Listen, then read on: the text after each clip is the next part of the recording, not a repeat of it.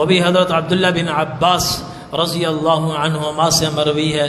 وہ فرماتے ہیں نبی کریم صلی اللہ علیہ وسلم نے ارشاد فرمایا ما من ایام اعظم عند اللہ ولا احب الى اللہ العمل فیہن من ایام العشر، کہ ان 10 دنوں کا عمل اللہ کے ہاں سب سے زیادہ عظیم عمل بن جاتا ہے۔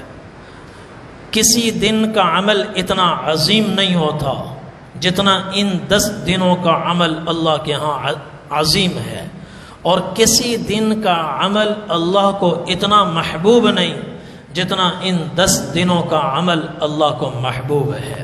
پھر آپ نے فرمایا فَأَكْثِرُوا فِيهِنَّ مِنَ التَّسْبِيحِ والتحلیل والتکبیر والتحمید، 4 تسبیحات کثرت سے کرو، 4 تسبیحات، 4 ذکر کثرت سے کرو، سبحان اللہ کی کثرت کرو، الحمدللہ کی کثرت کرو، لا الہ الا اللہ کی کثرت کرو، اللہ اکبر کی کثرت کرو۔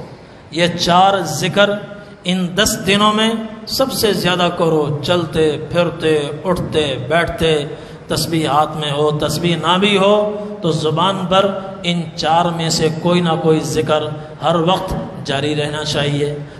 کسی کام میں مشغول ہوں، وہ کام سر انجام دینا ضروری ہو تو بے شک دیں، اپنا کام کریں، اور جب فرصت ہو تو پھر ذکر کوئی نہ کوئی ان 4 میں سے کوئی ذکر زبان پر ہو، کبھی سبحان اللہ، کبھی الحمدللہ، کبھی لا الہ الا اللہ، کبھی اللہ اکبر۔ پھر ایک حدیث اور ہے، اس میں یہ 4 ذکر ایک لڑی میں خود حضور نے پرو کر دیے۔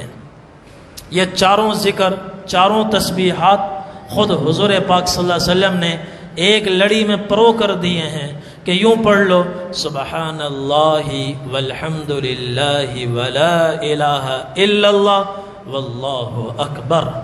یہ 4 ایک ہی میں موجود ہیں۔ اگر یہ کلمہ پڑھیں گے تو 4 پر بیک وقت عمل ہوتا رہے گا، سبحان اللہ والحمدللہ ولا الہ الا اللہ واللہ اکبر۔ سب کو تقریباً یہ تسبیح یاد ہوگی، بس ان 10 دنوں میں اس